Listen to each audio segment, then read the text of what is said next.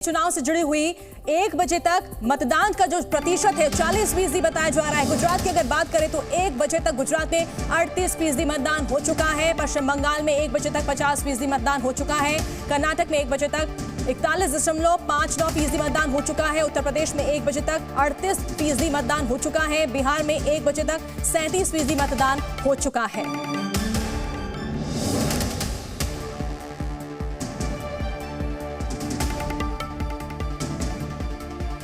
और हमारे साथ हमारे 3 सहयोगी जुड़ चुके हैं। हमारे साथ अंजलि है फिरोजाबाद से, अंकुर त्यागी है बारामती से और साथ ही प्रशांत झा है सुपौल से। सबसे पहले अंकुर, मैं आपका रुख करना चाहूंगी। Baramati seat high profile seat, सबकी नजरें इस पर बनी हुई और इस बार मुकाबला बेहद ही दिलचस्प हो रहा है।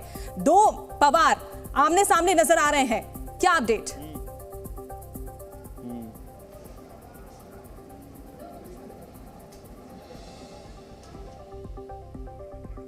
अंकुर, अगर आप तक आवाज पहुंच पा रही है तो जरा बारामती सीट का अपडेट बताइए।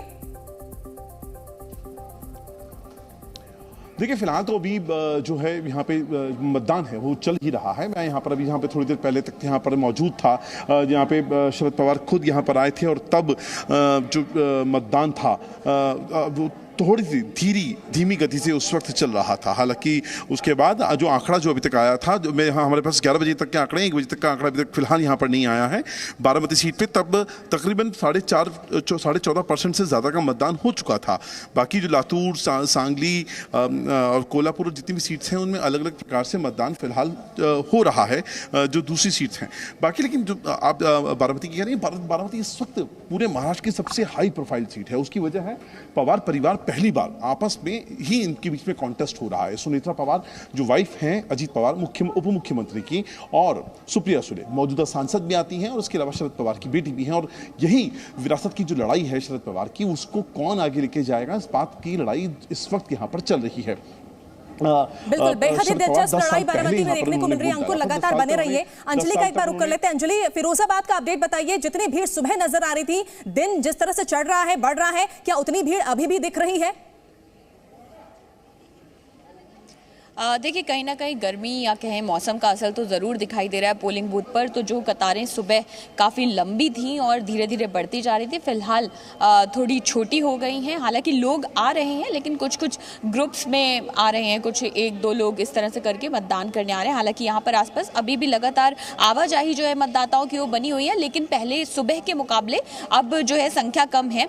इसके साथ साथ अगर फिरोजाबाद की बात करें तो उत्तर प्रदेश में जिन 10 सीटों पर मतदान हो रहा है उनमें से अभी तक 40% मतदान जो है वो फिरोजाबाद में की इस लोकसभा सीट पर ही हुआ है। यानी इन 10 सीटों में से जहां पर अच्छी वोटिंग हुई है उनमें से हम कह सकते हैं कि फिरोजाबाद एक सीट अभी तक रही है।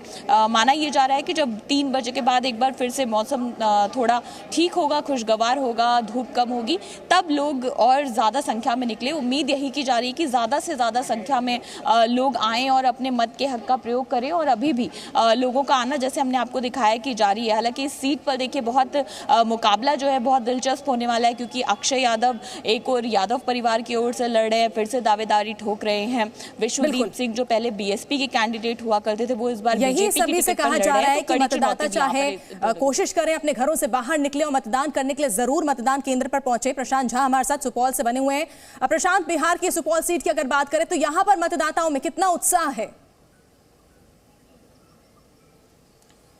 देखिए सुप्रीत, सबसे बड़ी बात है कि सुपौल लोकसभा सीट जो है यहाँ पर इस बार महिलाओं ने बढ़ चढ़ कर हिस्सा लिया है। और आपको मैं बता दूं कि अभी तक जो बिहार में 5 सीटों पर चुनाव हो रहे हैं उसमें सर्वाधिक वोटिंग के जो प्रतिशत है वो सुपौल लोकसभा सीट से ही आया है। यहाँ 38.58 यहाँ पर पोलिंग अब तक हो चुकी है। और आपको मैं दिखाना भी चाहूँगा कि हमारे पीछे जो ये बूथ है यहाँ अभी भी कतार लगी हुई है, यानी महिलाएं भी यहाँ काफी संख्या में आ रही हैं और पुरुष भी लगातार यहाँ आ रहे हैं। एक और बता दें आपको कि मौसम जो है ये सुपौल लोकसभा सीट का इस बार खुशनुमार है। गर्मी इसलिए महिलाएं दोपहर में निकलकर यहाँ बूथ पर आ रही हैं और वोट कर रही हैं। देखिए, सुपौल का जो सीट है इस बार दिलचस्प मुकाबला इसलिए है कि पिछले 2019 में भी यहाँ से दिलेश्वर कामत थे, जेडीयू से वही सांसद थे, और इस बार भी उन्हीं को उम्मीदवार जेडीयू ने बनाया है। जबकि आरजेडी की तरफ से चंद्रहास चौपाल इस बार यहाँ मैदान में है। जबकि इससे पहले 2019 में रंजिता रंजन कांग्रेस की तरफ से यहाँ कैंडिडेट थी और वो पराजित हो गई थी। लेकिन इस बार चंद्रहास चौपाल जो हैं वो दिलेश्वर कामत को टक्कर दे रहे हैं।